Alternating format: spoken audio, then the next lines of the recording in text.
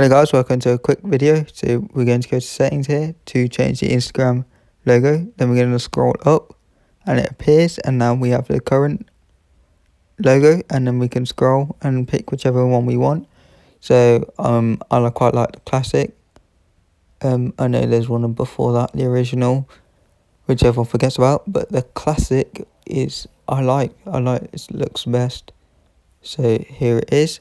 But if you wanted to change that, no problem, just go back into the app, and then once you're in the app you can just do the same process. So click the three lines, settings, scroll up, and then you can click on whatever icon you want.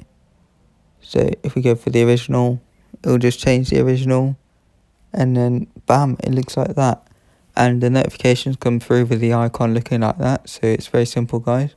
That is how to do it and change your Instagram logo. No Siri shortcuts, genuine method through the Instagram app. Nice little addition for their 10th year anniversary, I think it is. Birthday in October, so that's amazing.